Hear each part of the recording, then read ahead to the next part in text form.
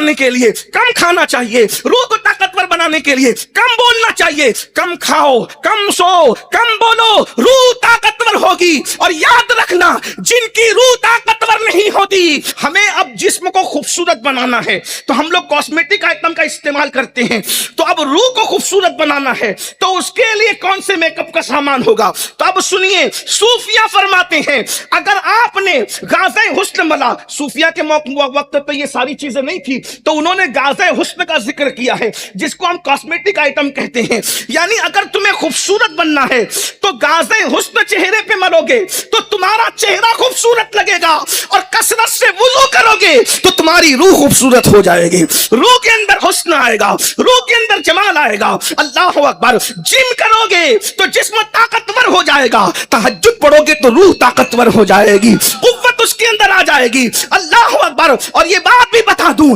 جب جسم طاقتور ہوتا ہے تو بڑی سے بڑی مہم کو سر کر لیتا ہے، اور جب روح طاقتور ہوتی ہے تو روحانیت میں اس کو وہ مقام نصیب ہوتا ہے کہ انسان زمین پہ سو رہا ہوتا ہے اور اس کی روح عرش الہی کی سیر کر رہی ہوتی ہے۔ ذرا غور تو فرمائیں، اللہ اکبر، رسول پاک، رسول رحمت، مصطفیٰ جان رحمت صلی اللہ علیہ وسلم فرماتے ہیں جب مومن وضو کر کے سوتا ہے تو اس کی روح کو عرش کی سیر کرائی جاتی ہے۔ ذرا غور تو کیجئے گا، اللہ کے بندو، یہ روحانیت کیا چیز ہے؟ روحانیت سے رشتہ توڑنے والوں، جسم میں ڈوب گئے، صرف کھانا پینا سونا ہی رہ گیا۔ یاد رکھنا، اگر زیادہ سو گے تو جسم آپ کو ٹھیک ٹھاک لگے گا لیکن روح کمزور ہوگی۔ روح کو طاقتور بنانے کے لیے کم سونا چاہیے، روح کو طاقتور بنانے کے لیے کم کھانا چاہیے، روح کو طاقتور بنانے کے لیے کم بولنا چاہیے، کم کھاؤ، کم سو، کم بولو، روح طاقتور ہوگی۔ اور یاد رکھنا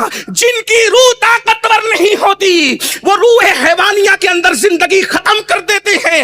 حیوانی روح جس کے پاس ہے اس کا جسم مرنے کے بعد سڑ جاتا ہے، گل جاتا ہے، کیڑے کھا جاتے ہیں، لیکن جس کو ملکوتی اور روح قدس نصیب ہو جاتی ہے مرنے کے بعد وہ تو وہ ہے، اس کے جسم سے لپٹا ہوا کفن بھی میلا نہیں ہوتا، جس کو ہم اور آپ کہتے ہیں زمین میلی نہیں ہوتی، زمن میلا نہیں ہوتا، محمد کے غلاموں کا کفن میلا نہیں ہوتا۔ میرے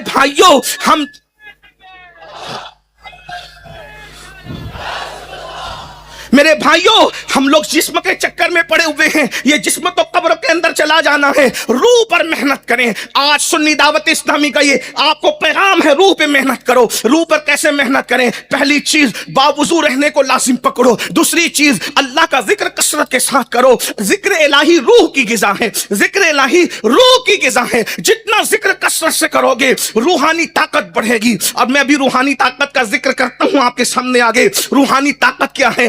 آج ہم لوگ ہر فیلڈ میں جو ناکام ہے، اللہ اکبر، صرف زبانی زبانی زبانی، جسم جسم جسم، روحانیت کہاں ہے؟ ایک بات کہوں، جسم پہ محنت کرنے والا تقریر کرتا ہے تو گھنٹوں تقریر کر کے گلا پھاڑ کے بھی آواز بیٹھ جاتی ہے، کسی پر کوئی جو نہیں رہتی، لیکن جنہوں نے روح پہ محنت کی ہے، جب وہ تقریریں کرتے تھے تو لوگ اپنے دامن کو چاک کر لیا کرتے تھے، لوگ توبہ کر کے جایا کرتے تھے، لوگ اسلام کا کلمہ پڑھ لیتے تھے۔ حضور غوث العظم دستگیر کی محفلوں کو بھول گئے، غریب نواز کی محفلوں کو بھول گئے، سیدی احمد کبیر رفاعی کی محفلوں کو بھول گئے، مخدوم اشرف جہانگیر سمنانی کی محفل کو بھول گئے۔ میرے بھائی، آج ہم اپنے بیٹوں کو بھی ذکر الہی نہیں کروا رہے ہیں۔ ہمارے مرشد شاہ برکت اللہ عشقی پیمی مغربی رحمت اللہ علیہ جب اللہ کا ذکر کرتے تھے تو ان سے ذکر الہی سن کر کے پرندے بھی خدا کا ذکر شروع کر دیا کرتے تھے۔ جس کی گلی کے پرندوں کو بھی ذاکر بنایا ہے، یہ روحانی طاقت کی برکت ہے۔ آج اس امت کے پاس روحانیت کا خاتمہ ہو گیا، بلکہ روحانی سلسلہ جو ہے وہ بہت منقطع ہو گیا ہماری زندگیوں سے۔ تو اللہ کا ذکر کرو۔ ایک بات بتاؤں، جو اللہ کا ذکر کرے گا وہ کسی غیر کا ذکر کیوں کرے گا؟ آج ذکر الہی ختم ہوا تو غیبت شروع ہو گئی، ذکر الہی ختم ہوا چگلی شروع ہو گئی، ذکر الہی شروع ہوا اس کی بات شروع ہو گئی۔ میرے بھائیوں، ہمارے اسلاف یہ سب نہیں کرتے تھے۔ ذکر اللہ کرو، زبان سے کرو، اتنا کرو، فرمایا حدیث پاک میں آتا ہے اللہ کا ذکر اتنی کثرت کے ساتھ کرو کہ لوگ تمہیں ذکر کرتا دیکھ کر دیوانہ سمجھنے لگے، لوگ تمہیں پاگل سمجھنے لگے۔ کثرت سے اللہ کا ذکر کرو۔ اس کے بعد خدا کے ذکر کے ساتھ درود شریف کی کثرت بھی ہونی چاہیے، تلاوت قرآن بھی ہونا چاہیے، بلکہ بزرگوں نے ایک شیڈول پیش کیا ہے کہ ہم لوگ اس کے مطابق جو ہے وہ زندگی گزار سکتے ہیں۔ میں ایک چھوٹا سا خاکہ حضرت ہمارے مرشد سرکار ابو الحسین احمد نوری رحمت اللہ تعالی علیہ، جنہوں نے سراج العوارف کے اندر پیش کیا ہے،